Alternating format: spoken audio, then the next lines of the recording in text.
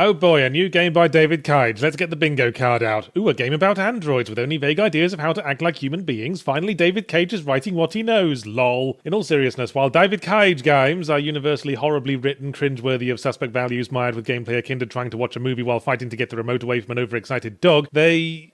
hang on, it's coming to me. Oh yeah, they're usually good for a laugh. Although the biggest one I got from Detroit Become Human was right at the end when there was a little survey to get my impressions on the game, and one of the questions was, were there any points when you were personally touched by the story? All the time? Most of the time? Some of the time? Or no? Obviously I answered no. And when I checked the global stats, 90% of those surveyed had also answered no. So congratulations, David Cage. Something in one of your games finally made me feel hope for the future of mankind. The story is, in near-future Detroit, commercial-grade androids are booming the economy while causing mass unemployment, and the highly relevant theme of income inequality we could have gone with sails merrily over David Cage's head as he goes for the clumsy Civil War-era racism analogue. We follow three protagonists: a nanny droid who accidentally kills a deadbeat single dad and must go on the run with his daughter, an artist assistant droid who falls from grace and becomes the deviant android's charismatic leader, well, the leader at any rate, and a prototype detective android who is torn between his instructions to hunt down the deviants and his blossoming romance with Clancy Brown, a grizzled human detective who hates androids except not really. As with many David Cage games, it's the kind of plot that makes you constantly yell questions at the screen. Why were androids built for menial tasks designed to look and act perfectly human in the first place? Why weren't they boxes on wheels? Or how about this, a dog with Dr. Octopus tentacles? That would have been more efficient at cleaning up and amusing for the kids. But considering the androids do look human, why are all the real humans so unflinchingly hateful and dismissive of them, when the android's superficial human qualities would be triggering the sympathy instinct in most normal people? The answer to most of these questions is the same: because melodrama! David Cage has only one tool in his storytelling arsenal, and it is a giant sledgehammer with the word melodrama written down the side. His stories always play out like rampant human misery simulators as written by someone who's never met any human beings. Well, I suppose we know he's met Ellen Page. Fucking hell do we know that. He probably puts it on his business cards. And just because the story is depressing doesn't mean it's deep or complex. There's a moment in Despair Become Miserable where we literally watch an ugly man in a rundown house loudly explain to no one in particular how much he's going to enjoy beating up his daughter in between puffs on his crack pipe. Half the characters in these games are like one-off villains from the Incredible Hulk TV series when they had to contrive an excuse for Bill Bixby to Hulk out every episode, so they'd chuck a random inexplicable asshole into the room to smirkingly give him nipple cripples for literally no reason. What's sad is that there's always a great deal of potential in David Cage video games. I look forward to the day when he actually creates one. Ha ha ha. He doesn't make branching narrative video games, this lad. He makes branching narratives and then tries to tortuously squeeze a video game into it. I feel like he'd rather be making films. He doesn't appreciate the essential differences between the way an audience engages with a game versus a film. At the very start, we play weird-faced lanky detective android at a hostage situation, and we're permitted and indeed obliged to bum around the room next to the hostage situation, gathering intel on the perp before we confront them. This also gives us the chance to learn a bit about the world we're in, which would have been fine, but as I leafed through a jolly interesting magazine, the hostage taker suddenly shot one of the SWAT guys, and the game went, whoops, you bummed around too long, that's going on your permanent record. I don't get it, David Cage. Did you want me to explore and immerse myself in this world you've created, or did you want to maintain psychotic death grip control of the story's pacing? Because if the latter, then just make a fucking film. Or perhaps more realistically, a choose-your-own-adventure book. Well, I say he should make a film, but he'd never hack it in films, ironically because he's a hack. All his dialogue is cliched, and most of his ideas are nicked. I enjoyed Westworld too, David Cage, but you didn't have to enjoy it so bloody publicly. Is he getting any better with practice? Well, at least Detroit Come Dumpster is only fucking retarded, as opposed to completely fucking retarded like Beyond Two Souls. But that only puts it on a level with Heavy Rain, which it's hauntingly similar to at times, especially when you're exploring a crime scene in the pouring rain playing a detective who acts like he's from space. So nothing has changed about the gameplay. Once again, the standard movement controls make our characters seem like they lost all sensation in their legs after a broom handle got shoved up their ass, and we either press the on-screen button prompts very slowly to perform utterly tedious household tasks that don't progress the plot at all, or we press the on-screen button prompts very, very quickly during an action sequence. And of course, some of the prompts are fucking 6-axis motion controls, the button prompt equivalent of the short kid with the lazy eye and the weird smell who's convinced he's one of the gang. Does anyone still seriously think this shit is immersive? I'll tell you what isn't immersive, having to rise from my controller-clutching slump on the couch so the game will finally register me thrusting the controller downwards. I know David Cage likes to imagine every player leaning forward in their seat with a constant enraptured look on their face, but we don't all have good lumbar support, or broom handles shoved up our asses. The nicest thing you can say about David Cage is that he has potentially good ideas. He just never puts enough thought into them. The way characters have to symbolically smash their objective prompts into invisible walls to break their programming was a good idea. Are we twisting the core mechanics to make a point about free will? Oh, the rote instruction following gameplay came straight back afterwards, so I guess not. Well, now that my main points are across, I'd like to close this review by discussing one of the plot twists. So now's the time to tuck live oysters into your eyelids if you don't want spoilers. Ready? Here we go. Remember that nanny bot who adopts the human child. Towards the end, it turns out the child was also an android all along. Ooh, what a twist. An inadequately explored twist that adds nothing to the characters or story and may even be detrimental to it. I mean, can a robot mother truly love a human child was a question with some power to it in this context, but can a robot love another robot? Yes, they can. We know they can. We've seen like 12 of the buggers doing it already. It's just a twist for the sake of having a twist. In other words, it's a David Cage twist.